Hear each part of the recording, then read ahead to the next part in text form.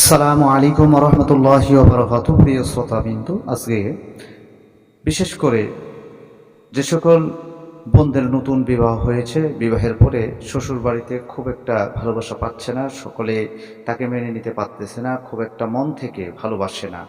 তো সেই সকল বোনেরা এই সমস্যাটা কি করে সমাধান করবে, আজকে সেটাই আপনাদেরকে জানিয়ে দেব অথবা শিখিয়ে দিব। আপনারা যদি সঠিকভাবে এই আমলটি করতে পারেন, তার আগে বলে দিই, ভিডিওটা স্কিপ না করে কেটে কেটে না দেখে সুন্দরভাবে মনোযোগ সহকারে এই ছোট্ট ভিডিওটি আপনারা শুনবেন, শ্রবণ করবেন এবং সেই হিসাবে যদি আপনারা কাজটি করতে পারেন, আমলটি করতে পারেন, তাহলে অবশ্যই অবশ্যই এর ফলাফল, এর গুণ আপনারা পেয়ে যাবেন। আর আপনারা যখন করবেন অবশ্যই কমেন্টে আমাকে জানিয়ে এই আমলটি আপনারা শুরু করবেন।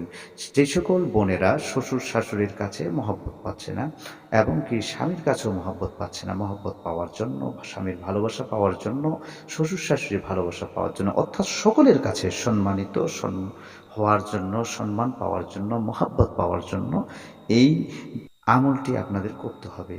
এবং যে নকশাটি ভিডিওর এখানে দেওয়া হবে, সেই নকশাটি আপনাদেরকে লাল কলমের দ্বারা লিখতে হবে। লিখে সবথেকে উত্তম হলো জাফরান কালি দিয়ে যদি আপনারা লিখতে পারেন।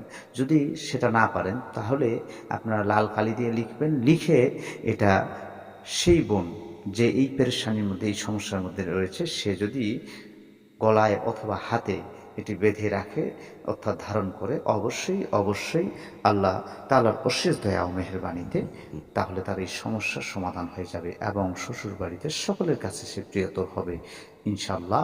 আমলটি করুন, অবশ্যই অবশ্যই এর ফলাফল পাবেন। আসসালামু আলাইকুম ওয়া রাহমাতুল্লাহি ওয়া বারাকাতুহু।